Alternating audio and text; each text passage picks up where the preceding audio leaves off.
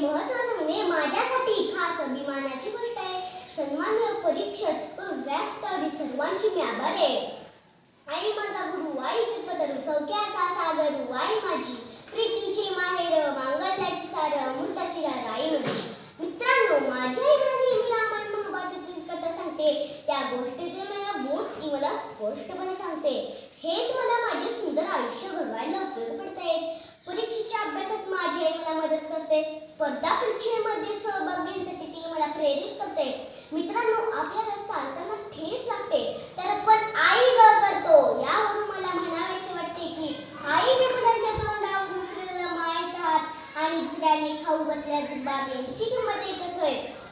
आईने मुलांच्या तोंडावरून फिरवलेला मायेचा हात आणि दुसऱ्याने खाऊ घातलेल्या दुधात यांची किंमत एकच होय. घार उंच उडे आकाशी पण तिचे लक्ष मात्र लाशी. घार उंच उडे आकाशी पण तिचे लक्ष मात्र लाशी.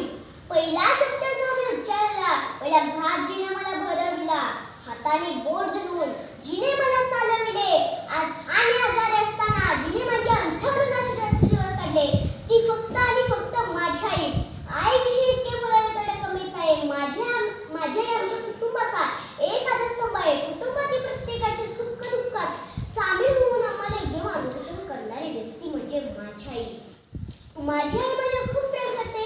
सकाळी मला उठल्यापासून ते माझा नाश्ता, जेवण, शाळेची तयारी सर्व काही आई करते. माझ्यासोबतच घरातील सर्वांच्या आवडीनिवडी पुरवते. आपल्या यासाठी इतक्या गोष्टी करते. आपण तिची स्तुती करायला कमी पडतो, पण खरंच तिने केलेल्या कामाची कृपा कधी तर तिने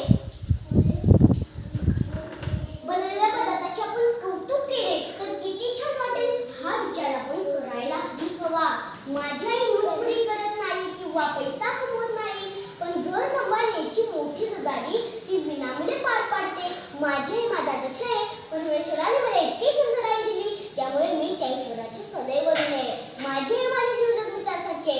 मी चुकलो तर ती मला मारत नाही, ती प्रेमाने समजावून सांगते. माझ्या दुःखी चेहऱ्यावर सांगते. माझी आई माझा आदर्श आहे. चंदनाप्रमाणे दिसणारी, ताऱ्याप्रमाणे लुकलुकणारी, चंदनाप्रमाणे दिसणारी, ताऱ्याप्रमाणे लुकलुकणारी, प्रकाश दाखवून वाट दाखवणारी म्हणजे माझी आई. म्हणूनच मला म्हणावेसे वाटते, आईच्या मायेत काळजी मोडली, शिकवली तिने माणुसकी बोली. आईच्या मायेत काळजी मोडली, शिकवली तिने माणुसकी बोली. आकाशाचा कागद केला, समुद्राची शाई केली आणि वृक्षाची लेखणी केली, तरी आईच्या मायेचा निबंध पूर्ण होणार नाही. माझ्या हृदयाच्या कप्प्यात जपून ठेवले दोन अमृताक्षरे म्हणजे आई. आ म्हणजे आत्मा, ही म्हणजे ईश्वर. आत्मा आणि ईश्वराचे अतुल मिलन म्हणजे आई.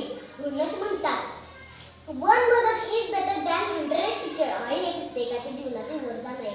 तिच्या आशीर्वादाने आपण घडतो, त्यावर मी खूप प्रेम करतो. माझी आई माझा आदर्श आहे.